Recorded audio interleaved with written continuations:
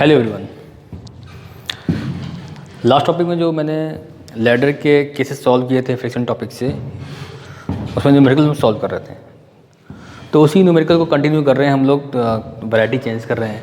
Different types of numerical यहाँ पर हैं। फ्रिक्शन टॉपिक बहुत बड़ा टॉपिक है, बहुत से न्यूमेरिकल हैं। जितना मैं हो सकता है मैक्सिमम इसको मैं कवर करने की कोशिश कर रहा हूँ। तो यहाँ पर जो न्यूमेरिकल हमको दिया हुआ है, a uniform ladder of weight 250 and length 5 meter is placed against a vertical wall in position where its inclination to the vertical is 30 degree. Okay, and man weight 800 Newton climb the ladder. At what position will be induced slipping? What position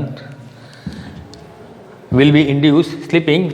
Coefficient of friction is given 0.2 for both cases. That means ladder and floor and ladder and wall. तो मैं यहाँ बता दे रहा हूँ कि ये इसको wall, ये आपकी वॉल हो गई और ये आपका फ्लोर हो गया और इसको हम बोलेंगे यहाँ पर ladder.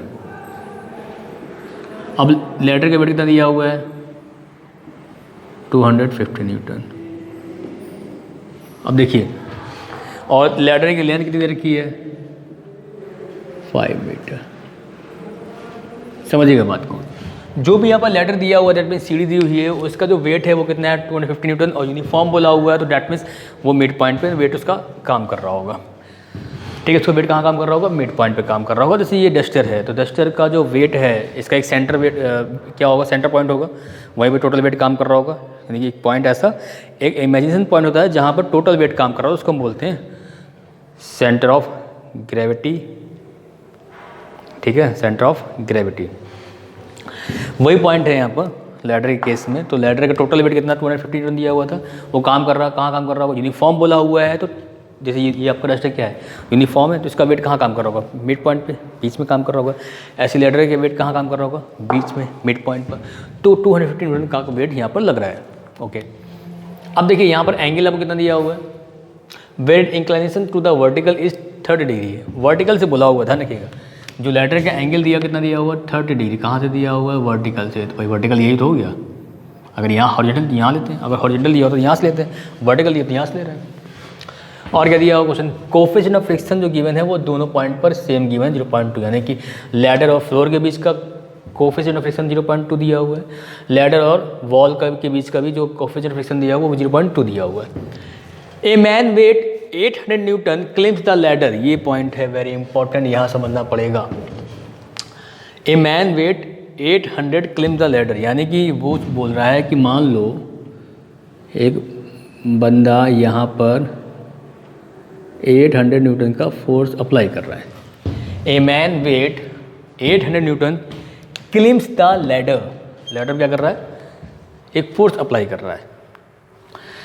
At what position will be induce sleeping, यानी कि ऐसी कौन सी पोजीशन है इस लैडर पे जहाँ से इसकी स्लीपिंग शुरू हो जाए। अब देखो, ये वेट हमने क्या किया हुआ है? यहाँ पर लगा दिया है, पता नहीं कहाँ लगना है। और हमने इसको एज्यूम कर लिया है कितनी डिस्टेंस पर? इसको मैंने मान लिया है कि ये आपका x डिस्टेंस पर, यहाँ से लेकर यहाँ तक जो डिस्टेंस दिया हुआ वो मैंने मान लिया हुआ क्या है? x डिस्टेंस मैंने एज्यूम कर लिया, मुझे मालूम नहीं। अब इस पॉइंट को मैं क्या बोल दे रहा हूँ? ए पॉइंट। ये हो गया आपका बी पॉइंट, ये पॉइंट हो गया आपका सी पॉइंट। इसको मैं ए पॉइंट ब्लैक से कर दे रहा हूँ। और ये पॉइंट क्या हो गया? ये पॉइंट सी हो गया और इसको मैं डी बोल दे रहा हूँ। तो ऑब्वियस सी बात है कि यहाँ तक का डिस्टेंस कितना हो जाएगा? 2.5 मीटर हो जाएगा। ठीक है, अगर टोटल लेंथ दिया हुआ तो लैडर का 5 मीटर, तो ऑब्वियस सी बात है कि यहाँ सी पॉइंट से लेकर ए तक का डिस्टेंस कितना हो जाएगा? यानी ए सी बराबर हो जाएगा आपका 2.5 मीटर, क्योंकि ए भी दिया हुआ है आपको 5 मीटर। अब यहाँ पर वही सब केसेस हैं सारे सिंपल, कुछ कोई बड़ी बात नहीं है। यहाँ पर रिएक्शन फोर्स कहाँ काम कर रहा होगा? ए पॉइंट पर आर ए अपॉर्ड काम कर रहा होगा। यहाँ पर कहाँ काम कर रहा होगा? आर पी काम कर रहा होगा। इस तरीके से ये यहाँ नीचे सकता है तो फ्रिक्शन फोर्स कहाँ काम करेगा? ऊपर काम करेगा फ्रिक्शन फोर्स, जिसको मैं एफ बी बोल दे रहा हूँ। यहाँ पर कहाँ काम करेगा? राइट वर्ड काम करेगा, जो कि एफ बी हो जाएगा। क्योंकि अगर जो लैडर है, जो दिखाया मैं रेड कलर से, ये अगर मूव किया तो ये ऐसे मूव करे, तो ऐसे मूव करेगा तो ये जो लैडर इधर जाएगा, तो जब इधर जाएगा तो फ्रिक्शन कहाँ काम करेगा, इसके रिलेटिव मोशन के अपोजिट डायरेक्शन में, तो ये लग जाएगा अपवर्ड डायरेक्शन, राइटवर्ड डायरेक्शन में। यहाँ पर लैडर नीचे आएगा तो फ्रिक्शन फोर्स कहाँ काम कर रहा होगा, ऊपर काम कर रहा होगा। लैडर जब नीचे आएगा तो फ्रिक्शन फोर्स को ऊपर लगना होगा, तभी तो फ्रिक्शन फोर्स हमेशा क्या होता है, रिलेटिव मोशन के अपोजिट काम कर रहा होता है। चलिए अब इसके बाद क्या करते हैं, सॉल्व में कुछ करते हैं। अब एक काम करते हैं कि आर ए आर बी को पता ही है, बना लेते हैं एक बार इसका जो भी केसेस हैं, यानी कि लेफ्टवर्ड क्या फोर्स काम कर रहा होगा, आर बी काम कर रहा होगा, राइटवर्ड फोर्स क्या काम कर रहा होगा, एफ ए काम कर रहा होगा, अपवर्ड काम कर रहा होगा एफ बी, अपवर्ड काम कर रहा होगा आर ए, और डाउनवर्ड फोर्स काम कर रहा होगा कैपिटल डब्ल्यू जो वेट है, और साथ में कौन सा 800 न्यूटन का फोर्स साथ में।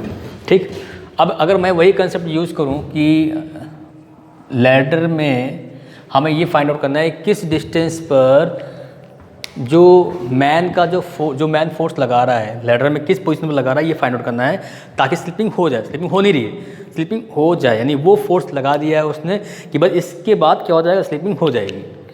मतलब अगर जो ये फोर्स अप्लाई किया हुआ है इससे ज़्यादा फोर्स जैसे अप्लाई करेगा तो यहाँ पर स्लिपिंग अकर हो जाएगी। स्लिपिंग हो नहीं रही है, बस स्लिपिंग आ जाए, स्लिपिंग होने वाली हो, तो मतलब कहने का ये है कि जो भी मैन ने जो फोर्स अप्लाई किया हुआ है इस लैडर पर, कितना नोट किया हुआ है 800 न्यूटन का फोर्स, ये पूछ रहा है कि ये फोर्स लैडर में कितनी डिस्टेंस से लगाया गया। तो मैंने ये डिस्टेंस मान ली x, लोअर एंड पॉइंट से यानी ए पॉइंट से यहाँ तक का मैंने मान लिया x, ठीक है, ये मैंने मान लिया। अब इस पॉइंट को मैं डी, इस पॉइंट को डी बोल दे रहा हूँ, ठीक है, अब इस पॉइंट छोड़ दे रहा हूँ मैं। अब देखिए आपको ये 5 मीटर दिया हुआ है और इसको मैं बोल दे रहा हूँ ई, तो अगर मैं in triangle A B E angle E equal to 90 degree हो जाएगा अगर मैं cos 30 अप्लाई करूँ। cos 30 क्या हो जाएगा, बेस ऑफ हाइपोटेन्यूज यानी कि B E divide by A B. B E find out करना है, ए बी पता है 5 मीटर है, मल्टीप्लाई बाई cos 30 कितनी वैल्यू आएगी, सॉल्व कर लेते हैं कैलसी से। 5 मल्टीप्लाई बाई cos 30 4.330, ठीक है।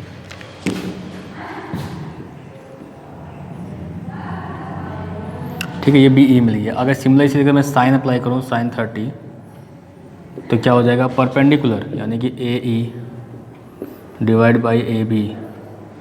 तो यहाँ से अगर मैं ए ई फाइंड आउट करूँ तो ए बी मतलब क्या हो जाएगा 5 मल्टीप्लाई बाई sin 30 कितना आ जाएगा 2.5 मीटर।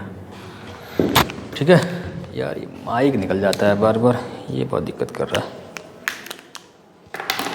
तुरंत इन माइक परेशान किया है। चलो इसको डाल देता हूँ अंदर। अब इसके बाद इतना हो गया, इतना सॉल्व करने के बाद क्या करना होगा, हमें काम कर लेते हैं, इस फोर्सेस को देख लेते हैं कि अगर मान लो ये यहाँ पर जो लैडर है हमारा ये अभी मूव नहीं कर रहा है, यानी क्या कहते हैं मौसम में तो है नहीं, यानी इक्विलिब्रियम पोजीशन पे है, और इक्विलिब्रियम पोजीशन पे है तो इसका मतलब इस पे जितने ही फोर्सेस लग रहे होंगे सबका समय जितने ही फोर्सेस लग रहे होंगे उनका रिजल्टेंट फोर्स जो आएगा वो क्या आएगा, जीरो आएगा। यानी कि हॉरिजॉन्टल फोर्स और जो वर्टिकल फोर्स काम कर रहे हैं इस लैडर के ऊपर उनका समेशन क्या होगा, जीरो होगा। तो यानी कि मैं पहले अप्लाई कर दे रहा हूँ sigma F X it is equal to zero, तो R B it is equal to F A, और एफ एट इक्वल टू होता है म्यू इंटू आर ए। ठीक है, इसको बोलते हैं equation first. And second vertical force का जो समेशन होगा वो भी क्या आएगा, जीरो आएगा, क्योंकि लैडर क्या है इक्विलिब्रियम पोजीशन पर है। तो इक्विलिब्रियम पोजीशन पर है तो इसका मतलब ये है कि हम सॉल्व करेंगे 30 डिग्री ये भी हो जाएगा, हाँ ठीक निकल आएगा, कोई दिक्कत नहीं। तो एफ वाई जब अप्लाई करेंगे तो यहाँ पर क्या हो जाएगा, F B plus R A minus 800 और माइनस डब्ल्यू इक्वल टू क्या हो जाएगा, जीरो। एफ बी, अब एफ बी जे क्या लिख सकते हैं हम, mu into R B plus R A, 800 plus 250 कितना हो जाएगा, 0 5 10 50। आर बी क्या लिख देंगे, आर बी के लिए पुट कर देते हैं तो क्या आ जाएगा, mu multiply by R A plus क्या हो जाएगा, आर ए। तो यहाँ हो जाएगा mu square plus 1, R A common ले लिया 1050। ठीक, तो यहाँ से हमने क्या कर दिया, आर ए की वैल्यू फाइंड आउट कर ली, 1 + μ²। ये हमारी हो गई सेकेंड इक्वेशन। अब देखो ऑब्वियसली बात है, वही क्या कहते हैं मोमेंट ऑफ फोर्स का जो समेशन निकालेंगे वो क्या होगा, 0 होगी, बॉडी क्या इक्विलिब्रियम में, वहीं से निकल के भी आएगा।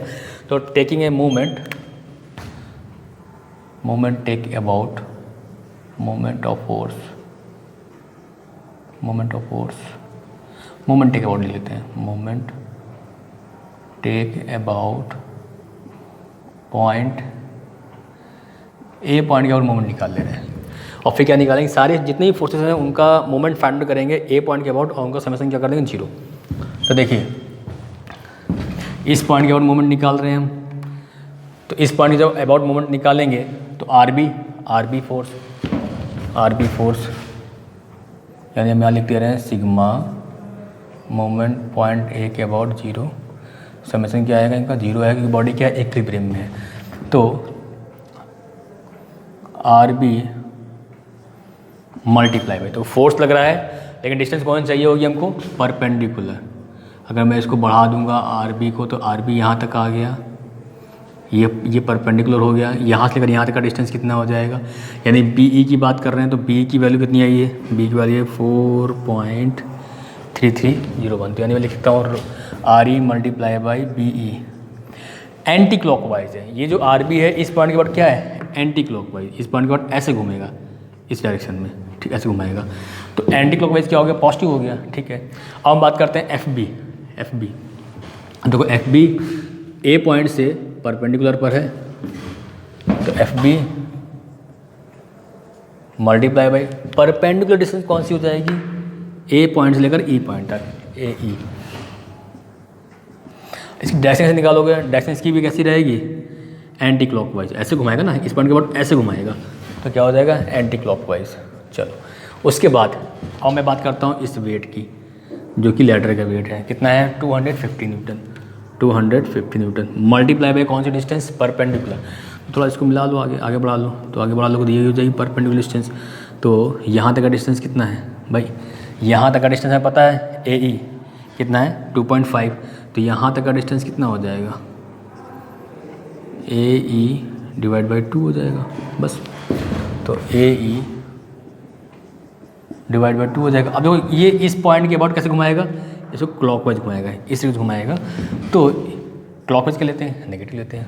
सिमिलर जब हम बात कर रहे होंगे 800 वाले फोर्स की, जो कि कोई मैन लगा रहा है लेडर पर, इसको भी ऐसे आगे बढ़ा लेंगे। जब ऐसे आगे बढ़ा लेंगे तो ये हो गया 90 डिग्री एंगल, लेकिन ये डिस्टेंस हमें फाइंड आउट करनी पड़ेगी, ये डिस्टेंस बहुत इंपॉर्टेंट, ध्यान रखिएगा। ये एंगल ये थीटा आएगा, ये 30 डिग्री है, तो ये भी कितना हो जाएगा 30 डिग्री। भाई ये वर्टिकल लाइन, ये वर्टिकल लाइन, ये कॉमन लाइन, ये भी कॉमन लाइन, तो जितना एंगल ये होगा उतना ही एंगल ये होगा ज्योमेट्री से। तो अगर मैं ये वैल्यू निकालूं, अगर मैं ये लेंथ निकालूं तो क्या हो जाएगा x cos 30, नहीं x sin 30 हो जाएगा। ये क्या हो जाएगा x sin 30, ये हो जाएगा, ये डिस्टेंस क्या आएगी x sin 30, और ये क्या हो जाएगा x cos 30, ठीक है। चाहो तो आप ट्रायंगल यूज़ कर लो, जैसे मान लो इस पॉइंट को मैं मान ले रहा हूँ f, इस पॉइंट को मैं मान ये क्या d पॉइंट था ना, तो in triangle ADF angle F equal to क्या हो जाएगा 90 डिग्री। ये कुछ ऐसा बना हुआ, देखिए मैं अलग बना दे रहा हूँ। ये एंगल हो गया 30 डिग्री, ये आपका A हो गया, ये आपका D, ये आपका F। हमको ये x हमने माना हुआ था, यही वैल्यू हमको फाइंड आउट करनी है, तो हमने इसको निकालना है। निकालते हैं, अगर मैं cos 30 अप्लाई करूँ, sin 30 अप्लाई करता हूँ, तो sin 30 इक्वल टू कितना हो जाएगा AF perpendicular divide by AD। AF निकालना है, AD पता है x है, मल्टीप्लाई बाई sin 30, तो AF निकल आया। तो मैं वो जी बता रहा था, कहते हैं कि अब इसकी डायरेक्शन की बात करेंगे तो देखो A पॉइंट के अबाउट ये इस तरह घुमा रहा है, इस तरीके से घुमाएगा, तो ये भी क्या हो जाएगा क्लॉकवाइज, तो माइनस का 800 multiply by x sin 30 it equal to क्या हो जाएगा 0। तो इस तरीके से हमने क्या किया है, moment of force find out किया हुआ है A पॉइंट के अबाउट सारे फोर्सेस का। इसको निकालने के बाद, इसको निकाल लिया हमने, अब सॉल्व कर लेते हैं। सॉल्व करते हैं भाई। देखो क्या है, बी ई की वैल्यू कितनी है, बी ई की वैल्यू है 4.3301 आर बी, एफ बी होता है mu into R B multiply by A की वैल्यू कितनी हो जाएगी 2.5 माइनस का, इसको यहाँ कैंसिल कर दो कितना आएगा 125 आ जाएगा। ए की वैल्यू कितनी है 2.5 मीटर माइनस साइन 30 1/2.5 400 हो जाएगा, तो 400 इंटू एक्स इक्वल टू क्या हो जाएगा 0। हमको निकालना क्या था, हमको तो एक्स निकालना है ना। तो म्यू तुमको पता ही है, जब म्यू पता है तो यहाँ से आर ए ही निकल आएगा, आर ए निकल आया तो आर भी निकल आएगा। तो पहले यहाँ पर मैं आर ए निकाल लेता हूँ, सेकंड बोला था ना मैंने, तो सेकंड बोला रहने दो उसको। चलो इसको थोड़ा सा मैं सॉल्व कर पाऊँगा नहीं कर पाऊँगा, क्योंकि हो जाएगा। ओके। एक काम कर लेता हूँ, 400 को मैं बाकी से उधर लेके जाता हूँ, तो माइनस का 400x it is equal to minus का 4.3301 आर बी। अब इसी क्वेश्चन में मैं म्यू की वैल्यू पुट कर दूँ, कितना दिया हुआ 0.2 दिया हुआ, 0.2 को 0.5 से मल्टीप्लाई कर लो, 0.2 को मल्टीप्लाई 2.5 0.5 आ गया। तो ये भी हो जाएगा माइनस का हो जाएगा 0.5 मल्टीप्लाई बाई आर बी, और हो जाएगा ये हो जाएगा प्लस, तो 125 मल्टीप्लाई 2.5 250 312.5 ये ठीक है। अब देखिए हमें तो x निकालना है, नेगेटिव साइड आएगा तो यहाँ क्या हो जाएगा, सॉरी ये हो जाएगा 400x, इसको जोड़ लो ये प्लस हो जाएगा 4.3301 R B plus 0.5 R B, और ये हो जाएगा माइनस का 312.5 400x it is equal to, इनको ऐड कर लो भाई कितना हो जाएगा 4.3301 plus 0.5 4.8301 multiply by R B minus 312.5। अब देखो इसके बाद एक्स ही निकालना है, तो आर बी मालूम मुझे तो एक्स मालूम चल जाएगा, तो यहाँ से मैं आर बी निकाल लेता हूँ पहले इसी क्वेश्चन का यूज़ करके। तो अगर मैं आर ए की वैल्यू को फाइंड आउट करूँ तो आर इक्वल टू कितना आएगा, 10 50 में डिवाइड करना है 1 0.2 का स्क्वायर 1.04 प्लस 1 1.04, तो 10 50 में डिवाइड करो 1.04, तो आर ए कितना आएगा 100961538 न्यूटन। ये आपका आ गया आर ए, और इस आर ए की वैल्यू को अगर मैं फर्स्ट क्वेश्चन पुट करूँ तो आर बी निकल आएगा, तो आर बी निकाल लेते हैं हम लोग। अगर इस आर ए क्वेश्चन को यहाँ पुट करते हैं आर बी की जगह पर, तो लिख देते हैं यहाँ पर this value put in equation first. तो जब इक्वेशन फर्स्ट में पुट करेंगे तो हमें क्या मिल जाएगा, हमें मिल जाएगा आर बी की वैल्यू। तो आर बी इक्वल टू क्या दिया हुआ था, म्यू इंटू आर ए, तो म्यू हो जाएगा 0.2 की वैल्यू मल्टीप्लाई 0.2 कर दिया, तो कितना आ जाएगा 201.9307। ये आपका आर बी की वैल्यू निकल कर आ गई। तो आर बी कितना निकल कर आया है, आर बी निकल कर आया है 201.9237 न्यूटन। ये आपका आर बी निकल कर आ गया। अब आर बी निकल के आ गया तो इस आर बी को यहाँ पुट कर देते हैं, ठीक है, आर बी निकल कर आ गया। अब इक्वेशन मैं इसको बोल दे रहा हूँ third, the value of R B put in equation third, तो 400x it is equal to 4.8301 multiply by 201.92307 minus 312.5। तो भाई मल्टीप्लाई कर लेते हैं 4.8301 से, कितना आ गया 975 30865 माइनस 312.5 सब्ट्रैक्ट करो भाई, 312.5 ये आएगा 6, यहाँ देखो आर भी लिखना भूल गया, नहीं आर भी ऊपर लिखनी होती है, 6 सही है, 662.80865 ये हो जाएगा 400x, तो x इक्वल टू क्या होगा, अब डिवाइड कर दूँ 400 को, तो यहाँ आएगा 1.6572 मीटर। इस वैल्यू में इस 400 को डिवाइड कर दिया, भाग दे देंगे तो कितना था 1.6570। चेक लेता हूँ आंसर आ रहा है क्या, बस ठीक है राइट। तो देखिए यानी कि हमें जो यहाँ पर इस लैडर में जो लोड अप्लाई करना है, जो 800 न्यूटन का जो 800 न्यूटन का फोर्स जो अप्लाई किया गया है, डी पॉइंट जो ने माना हुआ था वो कितनी डिस्टेंस पर है, एक्स डिस्टेंस माना था, तो वो एक्स डिस्टेंस निकल गया है 1.6572 मीटर। आई थिंक ये न्यूमेरिकल भी आपको क्लियर हो गया होगा। न्यूमेरिकल को बार बार देखना है या पहले न्यूमेरिकल को अच्छे से समझ लेना है, उसके बाद से सॉल्व करने की कोशिश करना है। नहीं समझ में आता तो एक बार वीडियो को और देखिएगा, आपको कंसेप्ट क्लियर हो जाएगा। आई थिंक मैं समझ पा रहा हूँ कि आपको चीज़ें क्लियर हो गई होंगी, बहुत अच्छी क्लियर हो गई होंगी, ठीक है। तो आई थिंक लैडर के न्यूमेरिकल भी हम लोगों ने फिनिश कर लिए हैं। अब इससे ज़्यादा कुछ न्यूमेरिकल में, अगर लैडर न्यूमेरिकल में मुझे लगता नहीं कि कुछ होता होगा ज़्यादा कुछ, जितने मैंने वैरायटी थी मैंने कवर कर लिया है। बाकी आप लोग बुक जो रेफर कर रहे हैं उससे सॉल्व करते रहिए, अगर कोई प्रॉब्लम है तो आप कमेंट बॉक्स में डालिए, मैं इसको सॉल्व करूँगा और उसका मैं सोल्यूशन आपको प्रोवाइड करूँगा, ठीक है। Okay, thank you.